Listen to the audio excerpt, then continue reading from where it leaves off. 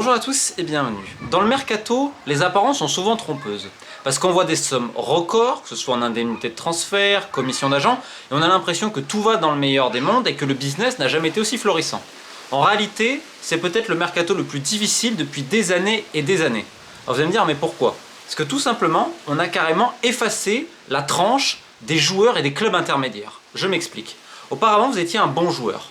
Vous pouvez bénéficier de certaines offres, 3, 4 pour le mercato, vous aviez plusieurs intérêts. Aujourd'hui, la plupart, s'ils ont une ou deux offres, c'est le bout du monde. Alors ça ne concerne pas les cracks. Le crack trouvera toujours, notamment l'espoir, parce qu'aujourd'hui on recrute des joueurs de plus en plus jeunes, donc ça il n'y a pas de problème, les cracks. Mais je vais parler d'un bon joueur, d'un très bon joueur, international, 24, 25, 26 ans, qui avant avait plusieurs prétendants. Des prétendants qui pouvaient être Séville, le Betis, notamment des clubs en Espagne, quelques clubs en Italie. Ces clubs-là, en fait, aujourd'hui, ils n'ont plus rien. Notamment en Espagne. On regarde les poches et on voit qu'on n'a rien du tout. Donc, à part les top clubs espagnols, le Real, l'Atlético, le Barça, comme vous avez vu, c'est très compliqué. Et les autres ont des politiques peut-être plus raisonnables, notamment la Real Sociedad. Des fois, vous avez Villarreal qui peut faire un peu. Mais auparavant, on avait des clubs, notamment les deux de Séville, même Villarreal qui dépensait des fois plus. On avait Valence, on avait des clubs comme ça. D'un côté, vous allez me dire, mais Giron, ouais, mais Giron, c'est lié à la City Football Group, donc c'est complètement différent, ça va prendre du jeune, etc. C'est une autre logique. Donc en fait, on a pété le truc intermédiaire. Ce qui fait qu'avant, un bon joueur de 24-25 ans, voire un peu plus, qui était international, donc qui avait une valeur entre 15, 20, 25 millions, c'était trop cher pour les clubs, on va dire, petits, et lui, il avait plus d'ambition, mais il avait peut-être pas le niveau pour aller dans les tops, ou alors pour aller sur le banc. Ce qui fait que, en fait, il se dit, ok, il me reste l'Angleterre. Sauf qu'on l'a expliqué depuis très longtemps, il y a de moins en moins de transferts entre les championnats européens directement à la Première Ligue. Et on le voit d'ailleurs ces derniers temps qu'il y a de plus en plus de transferts intra-Première Ligue ou intra-Championship Première Ligue. De joueurs potentiellement étrangers qui arrivent en Angleterre et qui ensuite vont dans un meilleur club. Donc c'est dur et on a ce rêve, ce fantasme anglais parce qu'en effet quand il y a un transfert, ça peut potentiellement te sauver ta balance économique. Alors il y a l'Allemagne qu'on voit de plus en plus développer, notamment pour le marché français. On l'a vu notamment avec Rennes, un Martin Terrier par exemple, 25 patates à Leverkusen, c'est très bien. On avait vu Guirassy, on y reviendra tout à l'heure. Alors oui pour certains clubs, mais encore une fois il y a très peu de clubs en Allemagne qui sont capables de dépenser 20-25. En Italie, tu as des clubs qui ont un petit peu d'argent, d'autres c'est plus compliqué et ils vont pas forcément aller sur le marché belge, le marché suisse ou le marché français. Ce qui fait qu'en fait, au bout du compte, tu te retrouves très limité parce qu'auparavant, tu avais aussi des clubs français qui étaient capables de faire de l'intermédiaire qui aujourd'hui n'en sont plus capables. Un club comme Reims ont dépensé zéro, Montpellier, Nantes et tant d'autres. Ce qui fait que pareil, ça se notamment pour le championnat belge, voire suisse ou autre, mais principalement belge, tu as une rentrée d'argent pour ces revenus intermédiaires, ces joueurs pour des très bons joueurs, attention, mais qui sont pas prêts tout de suite pour le top et qui sont un peu trop bons pour être en dessous, et ben là au milieu, c'est très compliqué. Et donc on va le donner avec quelques exemples parce que ça touche même d'autres points. Aujourd'hui on a plein de joueurs libres, type Adrien Rabiot, qui alors, oui il y a des intérêts etc, peut-être négocie, mais on est quand même fin août quasiment. Pour un joueur libre, on se rend bien compte que même là ça tire la langue. Et pourquoi aussi? Parce que les clubs ont un problème de masse salariale, je le répète, c'est pas qu'en France, en Belgique, c'est de partout. L'idée pour les clubs, c'est même pas tant de faire de l'argent sur les transferts, c'est simplement de plus payer les salaires, de dégraisser. Et c'est pour ça qu'on a des lofts, etc. Et qu'en fait, pour beaucoup, ils s'en foutent de l'indemnité de transfert. Ce qui compte, c'est enlever ces joueurs au niveau salarial. Mais on aura le temps d'y revenir. Et aussi, les agents, c'est là où tu vois très clairement celui qui anticipe, celui qui ne le fait pas. Aujourd'hui, quand tu mets un joueur dans un club, il faut déjà le mettre en pensant à sa sortie. Si ça se passe bien ou si ça se passe mal. C'était il y a un transfert, c'est le plus beau, c'est Guirassy. Guirassy, il était à Rennes. Alors, il sort d'Amiens, il est sorti assez cher. Rennes avait quand même mis pas mal d'argent, on se le rappelle. Bon, ça a été K1, K1, peut-être certains espéraient mieux et tout. En tout cas, il fallait trouver une porte de sortie. Stuttgart. Donc son agent, M. Soko, l'envoie à Stuttgart. Mais là où c'est fort, c'est qu'il met une clause à 17,5 millions. Donc après, c'est au joueur de faire le boulot. Mais donc je mets le joueur et je pense déjà le sortir. Hop, je le sors 12 mois après Dortmund. Donc il fait deux transferts en l'espace de 12 mois, où c'est le joueur qui est allé chercher ça, parce qu'en effet s'il n'avait pas performé il n'aurait pas pu, mais ça a été j'entre, mais je pense immédiatement à la sortie. Et c'est le cas pour plein de joueurs en fait qui n'ont pas, ou leurs agents n'ont pas pensé à ça. Le meilleur exemple c'est Jonathan David. Jonathan David c'est un très bon joueur en Ligue 1, un très bon attaquant, il y a des clubs dessus. Mais on a une équipe Lille qui demande des sommes faramineuses, alors les trucs sur Euro ça peut pas marcher toutes les fois. 40, 50 millions, il lui reste un an de contrat. Et le problème de Jonathan David c'est ce que je vous ai dit, c'est un bon joueur. Mais les top ils vont pas aller sur Jonathan David tout de suite. Ou alors s'ils y vont, c'est pour faire une doubleur. Et encore. Par contre, si tu mets 30, si Lille est moins gourmand, là tu vas avoir un marché pour Jonathan David. Dans le même temps, tu te demandes, parce que ça fait un moment avec ses agents, etc. Tu te dis, mais qu'est-ce qui a été entrepris pour pouvoir le faire sortir? Et c'est là où un joueur qui est un bon joueur de Ligue 1, qui cherchent à partir en plus un numéro 9, soit parce que le club va réclamer trop d'argent, ou parce qu'il y a un manque d'anticipation et c'est compliqué.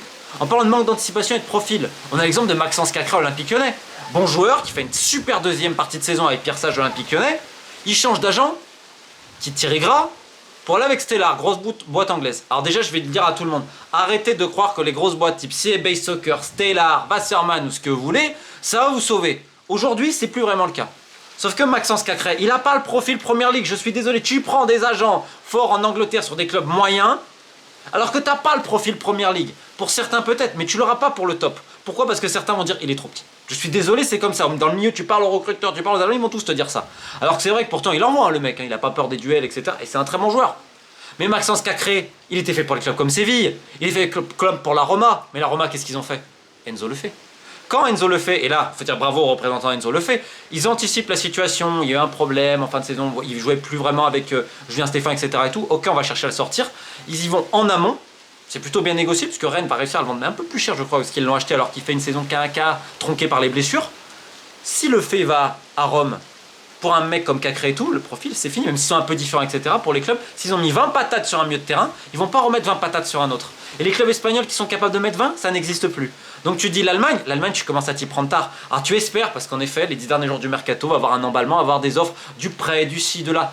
Sauf qu'en fait, souvent, ce ne sont pas des plans de carrière, ce sont des options un peu de sauvetage et du panic buy. Est-ce que c'était vraiment souhaitable? Est-ce que c'était le bon choix de signer à Stellar, vu le profil? Sauf que Stellar, ça impressionne, des fois ça rince aussi, et ça fait un souci. Aujourd'hui, dans le mercato, c'est simple, on peut donner plein d'exemples. Tu as ceux qui vont sortir grâce à leur argent. On l'a expliqué, c'est passé avec Yoro, le Renato Sanchez à Benfica, João Neves à Paris, et il manque la dernière pièce du puzzle, Ugarte à United. Vous allez voir qu'on ne s'est pas trop trompé. Parce que là, c'est Mendes, en fait, qui a une influence réelle sur les clubs. Pareil, quand on voit aussi certains liens entre des clubs, PSG Valence, l'amitié entre Nasser El Khelaifi et Peter Lim, tous les business qu'il y a derrière, on voit vis-à-vis de Bernat pour lui trouver une porte de sortie.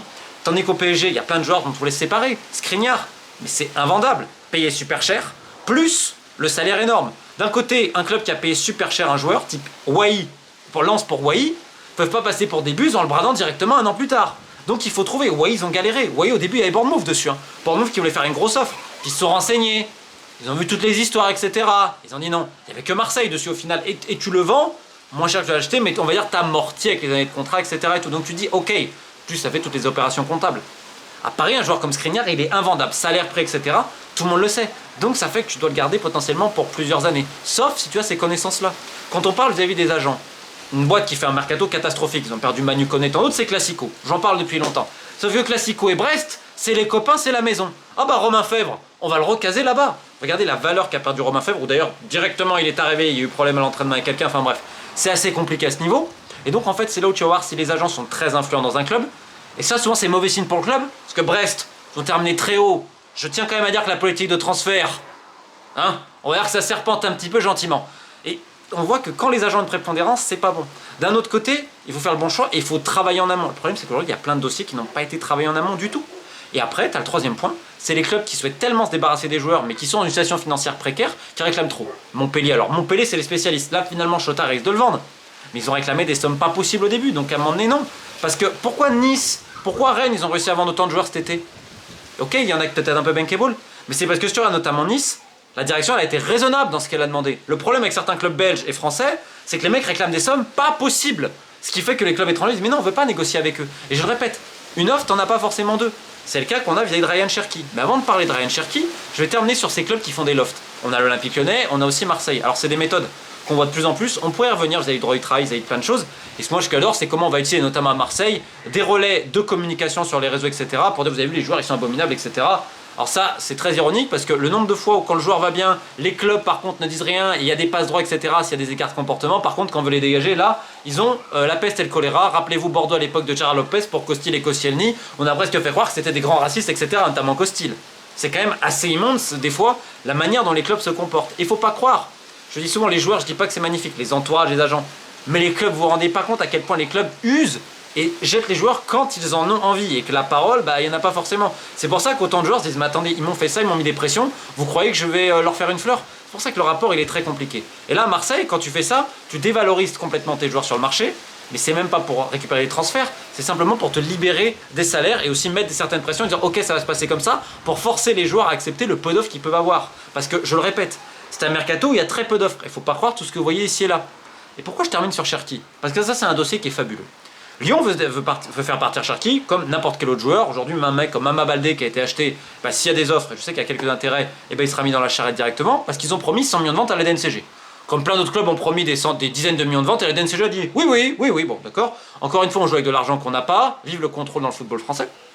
Et donc, il est géré notamment par Bilal Ghazi, ancien journaliste de l'équipe. D'ailleurs, il y a Faïza Lamari, mais qui dit maintenant non, la mère de Kylian Mbappé, parce qu'il y en a. C'est vrai qu'il y en a qui ont un peu tiqué pour exercice illégal de la profession, et il y a également un agent licencié FFF, donc tout est dans les règles. À ce niveau, pas de souci. Ce qui est fou, c'est que le PSG, avec ce qui s'est passé sur les Mbappé, et moi j'y croyais pas. Je me suis dit, c'est pas possible. Je sais quand même qu'il n'y a pas que des lumières dans la direction du PSG, mais quand même, là la ficelle elle est un peu grosse. Mais non, ils croient que Faïza Lamari gère plus avec Bilal Ghazi, parce qu'ils ont vu un agent FFF. Alors là, devant autant de bêtises, je ne sais pas quoi dire. Finalement, Luis Enrique va tout près le joueur, il l'appelle et tout. Il y a quasiment un accord. La veille de la DNCG, Nasser El Khelaifi appelle John Textor, ok, machin, c'est bon. Une visite médicale est quasiment prévue. Sauf que dans le même temps, il y a un souci, parce que le joueur, je sais pas, c'est 10% qu'il a dans son contrat, ou 1,6 million, j'ai un doute. Mais en gros, en cas de transfert, Lyon doit lui verser ça. Finalement, c'est un problème à ce niveau-là. Et là, pour le coup, la direction de Lyon n'assure absolument pas, comme sur d'autres points. Donc, ça fait bisbille. Dans le même temps, tu as Sven Mislintat. Sven Mislintat, on pourra en faire, j'en ai parlé depuis un moment quand il était Arsenal, etc. Vous savez, le mec qui était à l'âge d'Amsterdam et qui a fait Mikotze, alors que le club n'en voulait pas, parce que bon, hein, on connaît Sven, avec Lichtsteiner, à Dortmund, c'est la maison. Bref. Et donc, ils sont là au milieu, et ils disent non, attendez, Dortmund, on peut peut-être faire un truc, etc. Et tout. Et là, c'est surréaliste. C'est-à-dire, le joueur va refuser le PSG, persuadé que Dortmund est là. Je sais pas qui le conseille, mais vraiment, les gens qui l'ont conseillé, si vous voulez. En fait, si vous voulez faire ce qu'il ne faut pas faire dans le milieu, vous suivez ce qu'ont fait les représentants de Ryan Cherki. C'est-à-dire, tu vas refuser un truc qui est inespéré pour le PSG. Je veux dire, le joueur est remplaçant à Lyon quand même, c'est une bonne partie de la deuxième partie de saison. Le PSG justifie ça en disant oui, Luis Campos, il justifie ça en disant oui, quota de français. Et Luis Enrique le veut. Bon, alors, ok. On passe les histoires avec la merde. Ok. T'as une visite médicale quasiment prévue. T'as une offre ferme sur la table. Contrat de 5 ans. Ah non, non, non. Parce que tu vas avoir potentiel, on te dit, t'as une hypothétique offre à Dortmund, si tu vas plus jouer, etc. Il n'y a jamais eu d'offre de Dortmund. Dortmund, il y a 20 jours, ils ont même envoyé un mail à Olympique Lyonnais pour dire non, on n'est pas intéressé. Alors celle-là, elle est belle. Et maintenant, bah non, le joueur ne veut pas aller à Fulham. Tu fais quoi maintenant? Et en plus, on le met dans un loft. Tu fais quoi? Donc c'est typiquement l'exemple, je le répète, c'est ce que je dis au début. Une offre, tu la prends. C'est pour ça que tu as des mecs qui vont dans le golf. Ah mais non, parce que ça on en parlera bientôt. Le fonds souverain d'Arabie Saoudite n'a pas tellement donné l'argent cette année au club. Et il y a quelques mauvais payeurs. Alors à l'inverse d'Al-Qadissia qui est géré par Aramco, la société pétrolière, c'est pour ça qu'ils ont pas mal recruté. Mais ça on en parlera parce que pareil, la porte elle s'est tarie et on voit qu'il n'y a pas de transfert. C'est potentiellement des joueurs libres ou du prêt. Donc on en revient à ce que je disais. C'est un mercato de plus en plus dur où il faut anticiper et il faut surtout être raisonnable. Quitte à moins vendre, mais au moins vendre quelque chose. Parce que dans quelques mois, les clubs belges et les clubs français, lorsqu'il faudra faire les comptes, j'ai bien peur que dans le compte en banque, il reste pas grand chose. Donc mieux vaut assurer quelques ventes que de ne rien avoir. Donc voilà, en tout cas, bonne chance à tout le monde pour terminer ce mercato. Il va y avoir 10 jours très intenses avec du panic buy et des deals un peu n'importe comment. Certains clubs en ont besoin, le foot peut-être un peu moins, mais malheureusement, le mercato s'est aussi transformé en spectacle et usine à pognon, surtout les derniers jours. Mais ça, on aura le temps d'en reparler. Keep the faith.